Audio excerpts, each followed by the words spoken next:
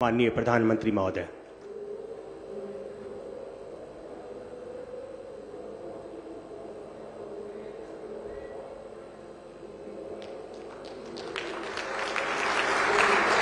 क्षेत्र में व्यापारियों, छात्रों और कार्यालय जाने वाले की लंबे समय से चली आ रही मांग को पूरा करने वाली इस ट्रेन सेवा ने कनेक्टिविटी और पर्यटन में वृद्धि के साथ रोजगार के अधिक अवसर पैदा होंगे और क्षेत्र में सामाजिक आर्थिक गतिविधियों को बढ़ावा मिलेगा।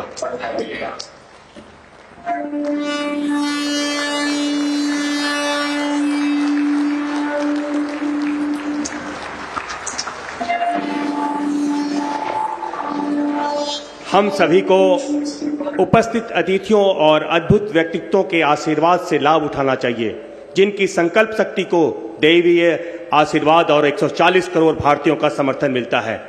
मैं अति विनम्रतापूर्वक माननीय प्रधानमंत्री जी से सादर अनुरोध करता हूं कि वे कृपया अपनी अमृतमयी वाणी से हमें अपना आशीर्वाद प्रदान करें। कृपया दोनों हाथ उठाकर जोरदार करताल ध्वनि से अभिनंदन करें।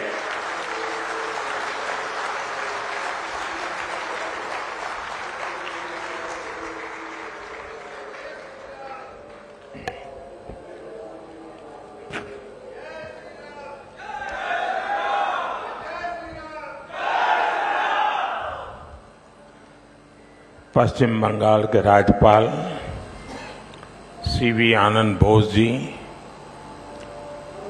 मंत्रिमंडल में मेरे सहयोगी निशित प्रामाणिक जी, जॉन बारला जी, नेता विपक्ष शुभेंदु अधिकारी जी, संसद के मेरे साथी सुकान मजूमदार जी, कुमारी देवाश्री चौधरी जी, खगेन मुर्मू जी, राजू बिस्त जी, डॉक्टर जयंत कुमार रॉय जी, विधायकगण, अन्य महानुभाव, देवी और सज्जनों,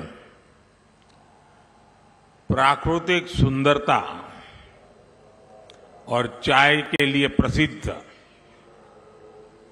नॉर्थ बंगाल की इस धरती पर आना मेरे लिए बहुत सुखद है।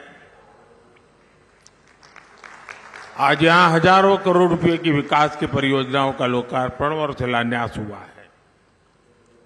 ये विकसित बंगाल की तरफ एक और अहम कदम है। मैं इन विकास कार्यों के लिए बंगाल के लोगों को, नॉर्थ बंगाल के लोगों को बधाई देता हूं।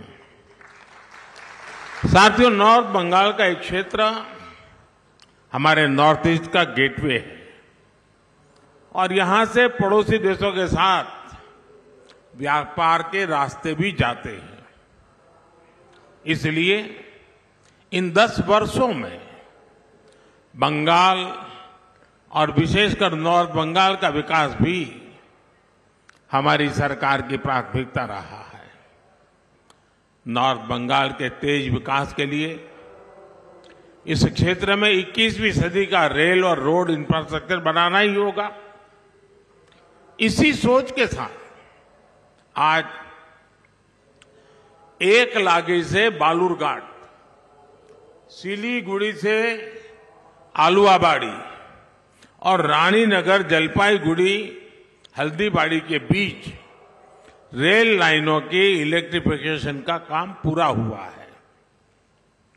इससे उत्तर दिनाजपुर, दक्षिण दिनाजपुर, कूचबिहार, जलपाईगुड़ी जैसे जिलों में ट्रेनों की रफ्तार और बढ़ेगी।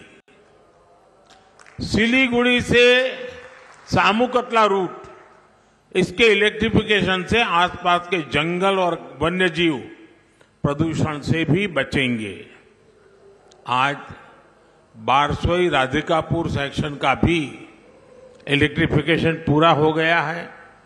इसका फायदा पश्चिम बंगाल के साथ साथ बिहार के लोगों को भी होना है। राधिकापुर और सिलीगुड़ी के बीच एक नई ट्रेन सेवा शुरू हुई है।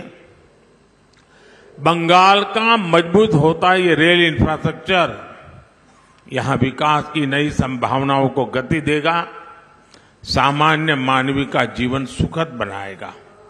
साथियों, एक समय था जब नॉर्थ ईस्ट की तरफ बढ़ते ही ट्रेनों की रफ्तार धीमी हो जाती थी, लेकिन हमारी सरकार का प्रयास नॉर्थ बंगाल में भी ट्रेनों की रफ्तार वैसी ही बढ़ाने का है जैसे पूरे देश में बढ़ाई जा रही है। अब तो नॉर्थ बंगाल से बांग्लादेश के लिए भी रेल कनेक्टिविटी शुरू हो गई है। न्यू जलपाईगुड़ी से ढाका छावनी तक मिताली एक्सप्रेस चल रही है। बांग्लादेश की सरकार के साथ मिलकर हम राधिकापुर स्टेशन तक कनेक्टिविटी बढ़ा रहे हैं। इस नेटवर्क के मजबूत होने से दोनों देशों की अर्थव्यवस्था और इस क्षेत्र में पर्यटन को खूब बढ़ावा मिलेगा।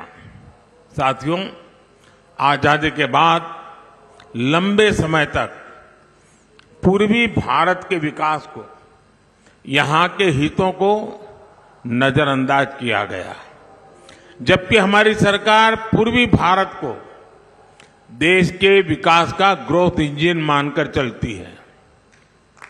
इसलिए इस क्षेत्र में कनेक्टिविटी पर अभूतपूर्व निवेश हो रहा है। 2014 से पहले बंगाल का जो औसत रेल बजट करीब 4,000 करोड़ रुपए था, वो अब लगभग 14,000 करोड़ रुपए हो चुका है। आज उत्तर बंगाल से गुवाहाटी और हावड़ा के लिए semi high speed Vande Bharat express चल रही है। अमृत भारत स्टेशन योजना के तहत जिन 500 से ज्यादा स्टेशनों को आधुनिक बनाया जा रहा है, उनमें हमारा सिलीगुड़ी स्टेशन भी शामिल है। इन 10 वर्षों में हम बंगाल और पूर्वोत्तर के रेल विकास को पैसेंजर से एक्सप्रेस स्पीड तक ले जाए हैं। हमारे तीसरे कार्यकाल में ये सुपर फास्ट स्पीड से आगे बढ़ेगा। साथियों, आज उत्तर बंगाल में 3,000 करोड़ रुपए से ज्यादा की लागत के 2 सड़क परियोजनाओं का भी लोकार्पण किया गया है। ये 4 लेन वाले गोस्पुकुर धूपगढ़ी सेक्शन और इस्लामपुर बाईपास के शुरू होने से कई जिलों के लोगों को लाभ मिलेगा। जलपाईगुड़ी, सिलीगुड़ी और मैनागुड़ी टाउन जैसे शहरी क्षेत्रों में ट्रैफिक जाम की समस्या से मुक्ति मिलेगी। इससे नॉर्थ ईस्ट समेत उत्तर बंगाल के सिलीगुड़ी, जलपाईगुड़ी, अलीपुरद्वार जिलों को बेहतर रोड कनेक्टिविटी मिलेगी। इससे डुआर, दार्जिलिंग, गंगटोक एवं मिरिकी जैसे पर्यटन स्थलों तक पहुंच आसान होगी। यानी इस पूरे क्षेत्र में पर्यटन भी बढ़ेगा, उद्योग भी बढ़ेगा और चाय किसानों को भी फायदा होगा। साथियों, पश्चिम बंगाल के विकास के लिए केंद्र सरकार अपनी तरफ से हर संभव प्रयास कर रही है। एक बार फिर आप सभी को विकास परियोजनाओं की मैं बहुत बहुत बधाई देता हूं, बहुत बहुत धन्यवाद देता हूं। अब ये कार्यक्रम तो यहीं पूरा हो रहा है, लेकिन मेरी बात यहां पूरी नहीं हो रही है। मेरी बात आगे होने वाली है और इसलिए अब यहां से हम खुले मैदान में जाएंगे, आप सबको जी भर के देखेंगे और जी भर के बोलेंगे। बहुत बहुत धन्यवाद। कोटि से धन्यवाद सर। आपका मार्गदर्शन हमें अपने जीवन और कर्म पथ को सफल एवं सुगम बनाने में सदैव सहायक होगा। उस पर चलकर हम विकसित भारत की परिकल्पना को और सुदृढ़ करेंगे।